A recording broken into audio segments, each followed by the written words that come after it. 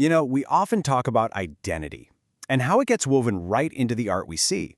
Well, today, we're going to unravel the really surprising story behind what we often call African art. It turns out a simple piece of fabric can tell this incredibly complex global story. So let's dive in and pull at those threads together.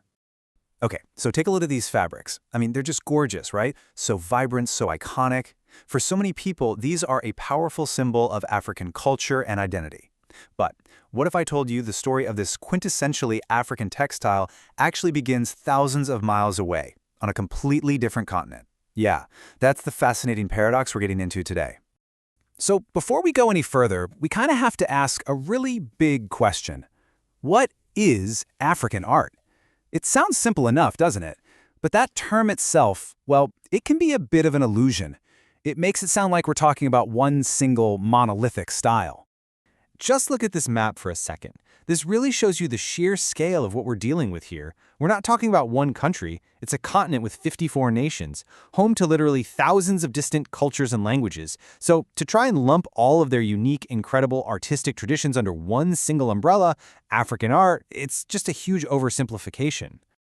And here's the really crucial point. The art from across the continent does so much more than just present us with beautiful objects. It fundamentally challenges our Western ideas about what art even is. It pushes us to think way beyond a painting hanging on a wall and to start asking these bigger questions about form and purpose and what it all means. And this history is deep, I mean really deep. What you're looking at is a head from the Nok culture in what's now Nigeria. This thing dates back as far as 500 BCE. Okay, to put that in perspective, that means it was being created at the same time as the great works of ancient Greece and Rome. This is long, long before any European colonial contact. The artistic legacy here is just ancient and profound, from these incredible terracottas to the intricate bronzes of Benin. But of course, this incredibly rich history took a very dramatic turn.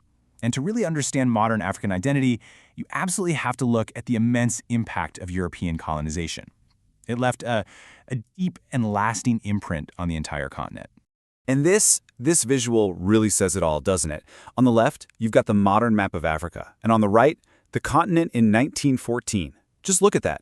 Look at how European powers literally carved up Africa, just drawing these arbitrary lines on a map that often sliced right through existing cultures and ethnic groups. It's stark. So, as you can imagine, this had a couple of major effects on the art. First, it completely disrupted the cultural and religious traditions that the art was often created for in the first place. And second, it introduced, and in many cases imposed, foreign European styles and ideas onto local artists. This just changed the course of art production forever. And that brings us right back to our fabric. Because this powerful symbol of African identity is, ironically, a direct result of this exact complex colonial history. So it's time to reveal its secret. Okay, so what we're talking about is called Dutch wax fabric. It's mass-produced, it's machine-made, and even though it's celebrated today as authentically African, its origin story is this tangled web of global trade, seriously failed marketing, and ultimately incredible cultural adoption. The journey this fabric took is it's wild. Okay, so it all starts with Dutch manufacturers trying to mass-produce a cheap copy of traditional Indonesian batik. That beautiful, meticulous hand-dyeing technique. But they're machines. They weren't perfect. They left these little cracks in the pattern. Now, in the Indonesian market, that was a flaw. They valued precision. But when these supposedly flawed textiles were traded in West African ports, something amazing happened. They were loved. Those very imperfections, that crackle effect, it was seen as unique, as beautiful. It was a feature, not a bug. And so the fabric was adopted, adapted, and woven right into the fabric of local culture. Now, this whole complicated cross-cultural story, this is the exact territory explored by the brilliant contemporary artist Yinka Shonibare. He takes this very fabric and uses it as his main medium. Shonibare actually calls himself a post-colonial hybrid, and his work just dives headfirst into these messy, intertwined histories of Africa and Europe. He uses his art to ask these huge, powerful questions about race, class, and how we build, or you could say fabricate, our identities. Okay, so to really get one of his most famous pieces, we have to go back to that map we saw a minute ago. That whole Scramble for Africa thing, it was made official at the Berlin Conference of 1884. This is where European leaders literally sat around a table and divided up the continent among themselves. And get this, without a single African representative in the room. And this is Schoneberg's powerful take on that event. He recreates the conference with these life-sized headless figures. They're all dressed in these Victorian-style suits, but the suits are made from Dutch wax fabric. The headless part, it represents the mindless greed of the colonizers, and dressing them in this so-called African fabric, a fabric that is itself a product of colonial trade, wow, it's such a brilliant, powerful artistic choice. Shonibare himself puts it perfectly. He says the fabrics are not really authentically African the way people think. They prove to have a crossbred cultural background quite of their own. So that's the key, right? Their power isn't in some pure, authentic origin story.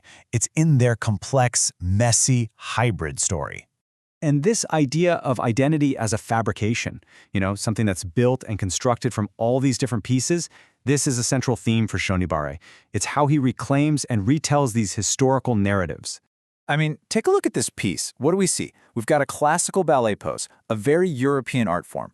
Then there's the head, which is a globe, referencing the Greek god Poseidon, but the whole figure is clothed in that same Dutch wax fabric. It's just this incredible collision of cultures, histories, and identities all packed into one dynamic sculpture. And let's circle back to those headless figures for a second because they're so important in his work. Yes, they're a comment on the mindless greed of the past, but there's another layer. By removing the specific race and identity of the person, they also suggest something else, a kind of universal identity, one that exists beyond the neat little boxes of nationality and race. He even explores this idea in his film work. So here you're seeing a scene with European aristocrats at a fancy masked ball, acting out the story of power and intrigue.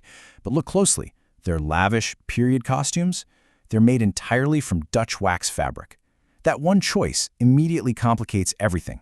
It makes you question the very foundations of class, power, and history. The thing about Shonibare is, he never gives you easy answers. His work is layered, it's complex, and it completely avoids any simple black and white narrative. Which kind of leaves us with a final question to think about. Why do you think he keeps his stories so open to interpretation? Maybe the answer lies in the fabric itself.